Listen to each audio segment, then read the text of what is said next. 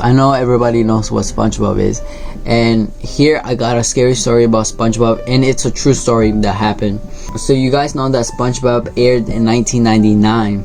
That's so long, but this happened in 2005. 2005, just recently. It's not even that long ago. This is a long story, so I'm just gonna be reading it off the computer because I don't want to keep saying my thoughts and stuff because it's really long. It's like 2 pages, so I'll just read it to you guys, okay? And I need my glasses because I can barely see. The lead animators and sound editors were in the editing room to review the final cut of season 4 episode 1. They received a copy of the episode and gathered around the screen to watch. The title of the episode was supposed to be Fear of the Krabby Patty, but when the title came up on the screen it said Squidward's Suicide.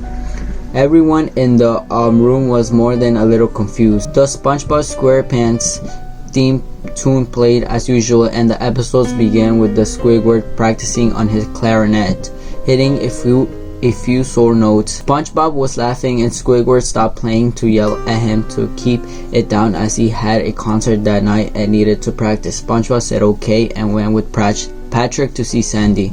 The Bubbles splash screen came up, followed by the end of Squidward's concert.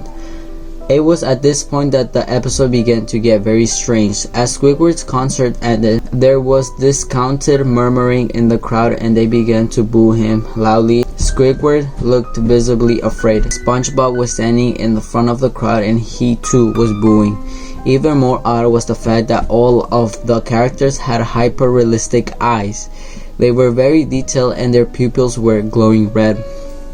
The next scene showed Squidward hitting on the edge of his head, looking very depressed and forlorn. Behind him in his pothole window a dreary night sky could be seen. The unsettling part was that there was absolutely no sound. Squidward just sat there in silence about 30 seconds. Then he started to sob softly. Then he put his tentacle hands over his face and cried quietly for a full minute. Gradually the sound grew louder and a slight breeze could be heard in the background. The camera zoomed in on Squidward's face and his sobbing grew louder and louder, full of hurt and anger. The sound of the window became more severe, as if a storm was brewing. Very faintly in the background, something that sounded like hollow laughter could be heard. It came to be odd intervals and never lasted for than a second. After 30 seconds of this, the screen blurred and twitched violently and something flashed over the screen as if a single frame had been replaced.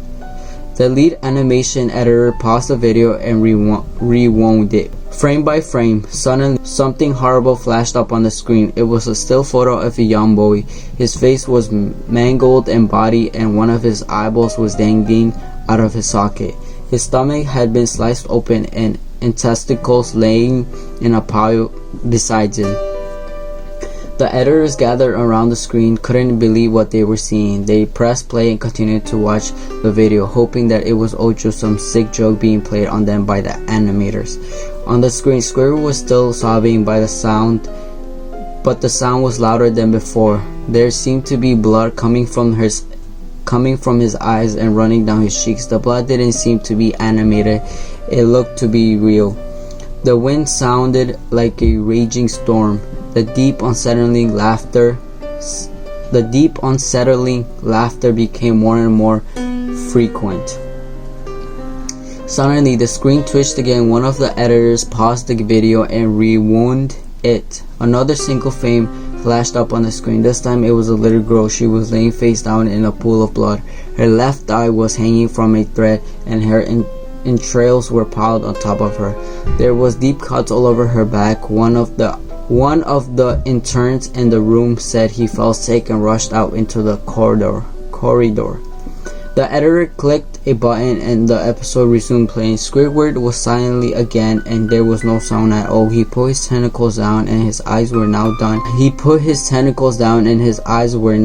done. In hyper realistic and detailed. They were bleeding, bloodshot and pulsating. He just stared at the camera as if he was watching the viewers. Everyone in the room shifted uncomfortably. A few seconds later, he started sobbing again, but this time he didn't cover his eyes. The sound was louder and piercing and screams rang out in the background. Bloody tears dripped.